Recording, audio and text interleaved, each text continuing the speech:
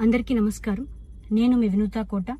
తెలుగింటి ఆడబిడ్డగా మీడియా ద్వారా రాష్ట్ర ప్రజానికానికి, శ్రీకాళహస్తి నియోజకవర్గ ప్రజలకు, నాతో పనిచేసిన మా జనసైనికులకు కొన్ని విషయాలు తెలియజేయడానికి మీ ముందుకు వీడియో ద్వారా వస్తున్నాను. మనసు నిండా పుట్టెడు బాధతో మీ ముందుకొచ్చాను. మేము చేయని తప్పుకి మేము జైలుకు వెళ్ళినందుకు కూడా నాకు బాధ లేదు, కానీ మేము చంపాము అని మీడియా ఛానల్లో ప్రచారం చేయడం నాకు చాలా చాలా చాలా బాధ వేసింది. అతని చావులో మా ప్రమేయం లేదని గౌరవ కోర్టు భావించింది కాబట్టే నాకు 19 రోజుల్లో బెయిల్ వచ్చింది. సబ్సిక్వెంట్లీ 1 నెలలో మా అందరికీ బెయిల్ వచ్చింది.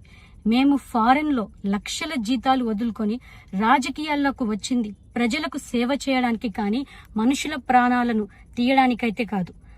అలాంటి మనస్తత్వం మాది కాదు. ఈ కేసులో మాకు ఎలాంటి సంబంధం లేదని గౌరవ కోర్టులో మేము నిరూపించుకొని క్లీన్ చీట్తో తప్పకుండా ఈ కేసు నుండి బయటకు వస్తాం.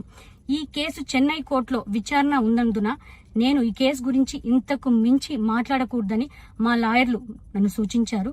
మేము ఏ తప్పు చేయలేదు. నిజ నిజాలు ఆ దేవదేవుడికి, శివయ్యకి తెలుసు. ధైర్యంగా పోరాడతాం. నేను జనసేన పార్టీ అధినేత శ్రీ పవన్ కళ్యాణ్ గారిని కలవడానికి ట్రై చేస్తున్నాను కాబట్టి ఇన్ని రోజులు మీడియా ముందుకు రాలేదు. మేము ప్రస్తుతం చెన్నైలో ఉన్నాము. త్వరలో నా పైన జరిగిన కుట్రకు సంబంధించిన వీడియోలతో, ఆధారాలతో మీడియా ముందుకు వస్తానని తెలియజేస్తున్నాను. న్యాయం ఎప్పటికైనా గెలుస్తుంది. ఖచ్చితంగా న్యాయం వైపు ప్రతి ఒక్కరు నిలబడతారని భావిస్తున్నాను. సత్యమేవ జయతే. జై హింద్. మీ వినూత కోట.